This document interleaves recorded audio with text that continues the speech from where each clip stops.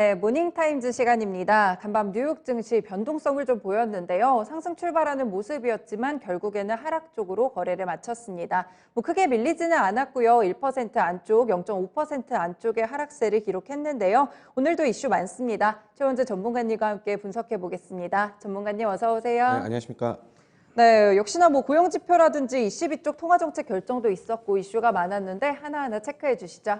어제 3대 지수는 뭐 좋은 실업 지표가 발표됐는데도 불구하고 테이퍼링 우려, 약간의 뭐 가격 부담에 대한 우려로 3대 지수 모두 하락했습니다. 다우는 0.43% 하락했고요. S&P 500 같은 경우는 0.46%, 나스닥 같은 경우에는 0.25% 하락을 했습니다. 종목별로 좀 보면은 나이키 같은 경우에 그동안에 좀 많이 하락을 했는데 어제 소폭 반등했습니다. 1.6% 상승했는데요. UBS에서 리포트가 나왔는데 실적 발표를 통해 그동안에 좀 우려는 좀 해소될 것이라는 얘기입니다. 그동안에 좀 베트남 쪽에서 생산 차질을 겪고 있어가지고 이제 주가에 반영이 됐는데 이게 좀 지나치게 좀 반영이 됐다. 지금 그렇게 보고 있고요. 지금 향후에 결국에는 글로벌 피트니스 및 웰니스 시장에서 강력한 점유율을 유지할 것이다. 그렇게 얘기하고 있습니다. 지금 어제 그리고 항공주들이 상당히 좀 강세를 나타냈습니다. 항공주들 같은 경우에는 어제 지금 가이던스 하향이 나왔는데도 불구하고 델타 항공 같은 경우는 약 3.6% 정도 상승했고 아메리칸 에어라인 같은 경우에도 5.6% 상승했습니다. 항공사들이 지금 델타 변이 타격으로 3, 4분기 가이던스를 하향했는데요. 지난 실적 발표에서 3분기부터 세전 흑자를 이제 기록할 수 있을 것이라고 예상을 했지만은 델타 변이 확산으로 다시 전망을 좀 낮추는 것입니다.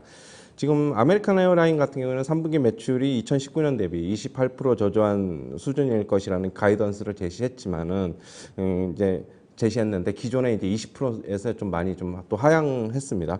델타 항공 같은 경우에도 3분기 세전 흑자를 기록할 수 있는 전망은 유지했지만은 매출은 이제 기존에 예상했던 범위의 하단이 될 것이라고 이제 그렇게 얘기를 했습니다.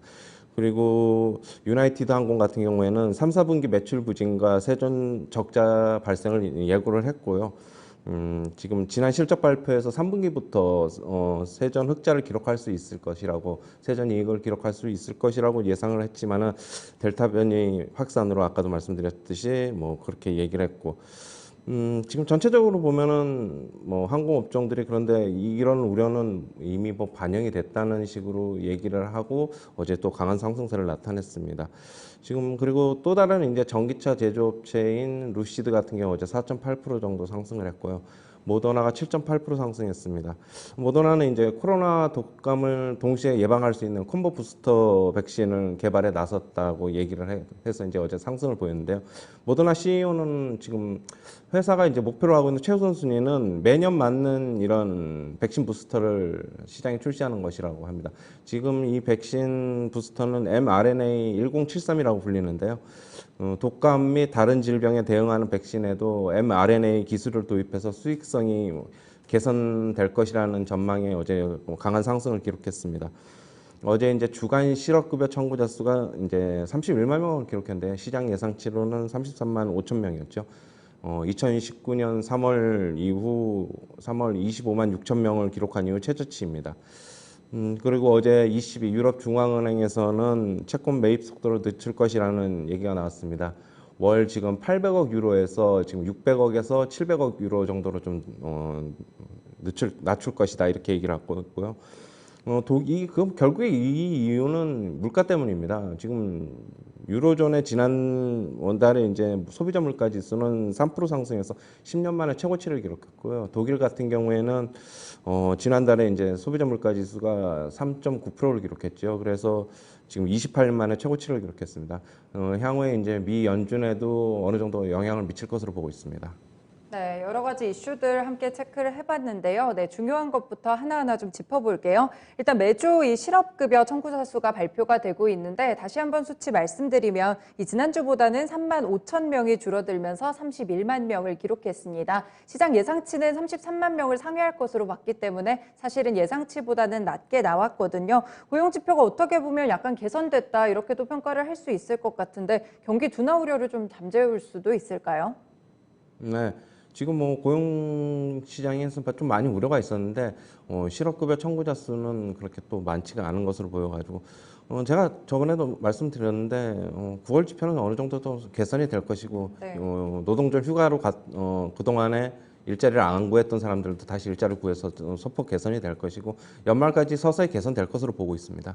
네, 고용지표 같은 경우에는 연말까지 조금씩 느리지만 개선이 될 것이다. 이런 의견을 주셨고요. 개별적인 이슈들도 상당히 많이 말씀을 주셨는데, 네, 첫 번째로 항공사들 보면 말씀 주신 대로 가이던스는 많이 하향을 했는데 상승세는 상당히 높게 기록을 했어요. 아메리칸 에어라인이 가장 많이 올랐는데 그동안 미국 항공주들이 고점에서는 많이 내려온 모습을 기록을 했거든요. 이번에 이렇게 다시 한번 가이던스가 하향됐는데도 불구하고 상승한 이유는 뭘지 앞으로 추가적인 상승이 좀 더 나올 수도 있을까요?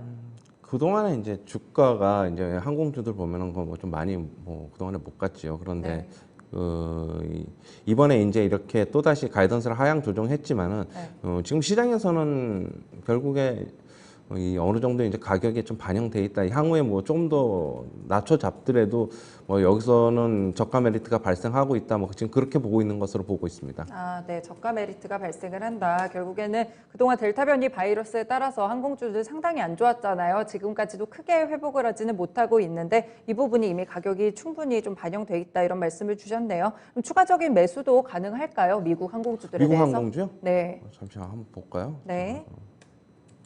네, 최근에 보면은 아메리카 에어라인 그리고 델타 항공도 그렇고요. 고점에서는 상당히 많이 밀렸고 최근 흐름 같은 경우에는 약간 하락. 차트 잠시 보시면은요, 기술적으로는 뭐 좋은 흐름 보이고 있습니다. 지금 네네. 어느 정도 하단이 여기 지금 지지가 되고 있고 이 하단이 얼마냐 하면은 아메리칸 에어라인 기준인데요, 18.28달러로 하단이 지금 나오고 있는데 네네. 지금 하단은 어느 정도 지지가 되고 어제 뭐 이런 또 안 좋은 소식이 있는데도 상승을 한 거 보면은 올 연말까지는 이 하단은 지지하지 않을까 지금 그렇게 보고 있고 점진적인 지금 현재는 박스권이지만 네. 지금 결국에는 위드 코로나 아니면은 점점 더 지표가 고용 지표도 개선되고 사람들이 활동이 늘어난다고 보면은 괜찮은 모습 보일 것으로 보고 있습니다. 네, 현재는 박스권에서 움직이고 있는데 연말까지는 하단을 지지할 수 있다고 보셨고요. 어느 정도 항공 종목들 아직까지 개선 여지가 좀 남아 있습니다. 일단 미국 쪽은 그렇고 선진국은 그래도 백신 접종률이 좀 상당히 높잖아요. 이제 국내에서도 보니까 그래도 선진국을 중심으로 약간 제 주변에도 한두 명씩은 여행을 가시더라고요. 조용히 가시긴 하지만 좀씩 준비를 하는 것 같은데 국내 항공주들은 그럼 투자 전략 어떻게 보세요? 국내 항공주요? 네. 국내 항공주는 지금 뭐 전체적으로 지금 국내 항공주라기보다는 지금 네. 우리나라 시장 전체적으로 좀 봐야 되겠는데요. 네. 지금 잠시만요. 지금 대한항공 같은 경우에도 이제 우리나라 시장이 전체적으로 이제 뭐 코스피가 어제도 많이 밀렸고 그러다 보니까 항공주만이 또 갈 수는 없잖아요. 그렇죠. 네. 항공주도 일종의 뭐 대형주에 뭐 대한항공 같은 경우에 속하는데 아시아나항공도 마찬가지고 아시아나항공 같은 경우는 최근에 이제 급등을 한 거는 대한항공과의 시가총액 격차를 갭을 좀 메우기 위해서 올라간 거거든요. 네. 지금 그렇다고 보면은 저는 결국에 코스피 지수의 향방에 따라서 우리나라 항공주는 갈릴 것 같습니다. 아, 네. 전반적인 코스피 흐름을 좀 봐야 국내 항공주들도 가늠을 해볼 수 있다 이런 의견을 주셨고요. 또 개별 뉴스로는 모더나 쪽이 있습니다. 백신과 코로나19를 한 번에 해결할 수 있는 부스터샷을 개발에 나선다고 이제 이야기를 했는데 코로나 사태 이후로도 이런 부분들이 주가 상승을 좀 이어갈 수 있는 모멘텀이 될까요? 모더나요? 네. 그러니까 기존에 이제 모더나가 이제 고점 497달러를 찍고 이제 네. 내려왔는데 지금 거기서 이제 뭐 그때 내려왔을 때는 차익 실현 매물도 있었고 향후에 추가적인 뭐 mRNA 백신 쪽으로 뭐 백신이 개발되지 않으면은 네. 모더나는 지금 주가가 거의 너무 많이 올라가지고 네네.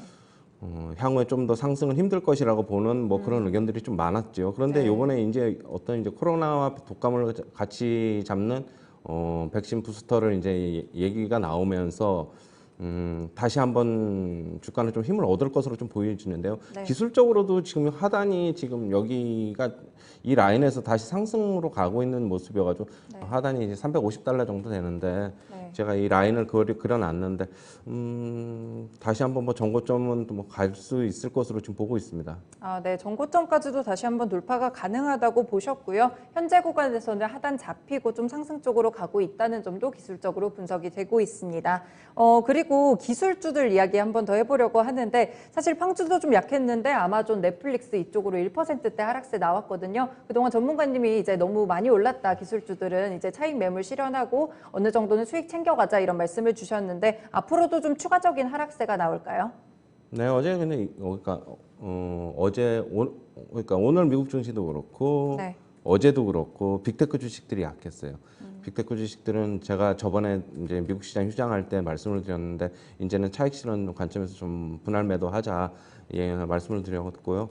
뭐 여전히 지금 시장 대비 또 지금 안 좋아지고 있죠. 빅테크 주식은 뭐 너무 많이 올랐으니까 그건 뭐 네. 당연한 겁니다.